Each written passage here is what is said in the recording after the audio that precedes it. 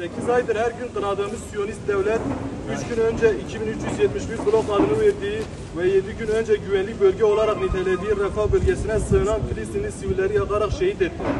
Artık kınama zamanı geçti. Üniversitelerde, kampüslerde, dersliklerde, meydanlarda ve ulaşabildiğimiz her yerde kalben buz etmenin ötesine geçip harekete geçmenin zamanıdır. Haksızlığın karşısında susmaktan korkan üniversiteli kardeşim, biliyoruz ki artık dünyanın dört bir yanı Filistin'dir. Titreyen her yürek, haykıran her dil Filistin için eylemdedir.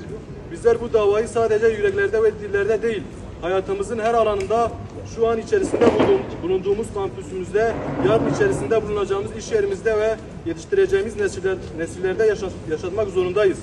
O zaman bugün bir millet bilip Aksa'nın bahçesinde özgür Filistinli kardeşlerimizin evlerinde tekrardan bir araya geleceğimiz güne kadar durmadan, yorulmadan, inancımızı kaybetmeden ve dünyevi kaygılar gütmeden bu davanın birer fertleri olacağımıza hep birlikte söz verelim.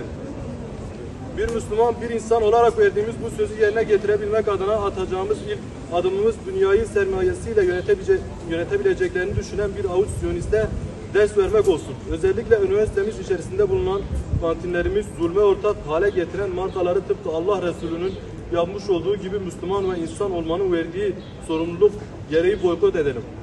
Bizler sözümüzü verdik, ne bir başımızdayız ne de yalnızız. Bütün dünya ve bütün insanlık zulme karşı bir arada. Eylemden ne olur demek sizin her gün ve her saat Filistin için ribatta olan insanlık devletleri harekete mutlaka geçirecektir. Bunun örneği geçtiğimiz hafta 3 Avrupa ülkesi olan İrlanda, İspanya ve Norveç'in Filistin'i özgür bir devlet olarak tanımasıydı. Bundan sonra ne olacak bilmiyorsunuz. Biz inanıyoruz ki bu eylemlerimiz çığ gibi bütün meclisleri saracak ve bütün devletleri Filistin'in özgür bir devlet olarak tanıdı.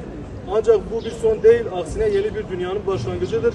Ve biz yine inanıyoruz ki bundan sonraki gerçek başkenti Doğu Kudüs değil, bizzat Kudüs'ün kendisi olan ve içerisinde herkesin barış içinde yaşadığı Filistin devletidir.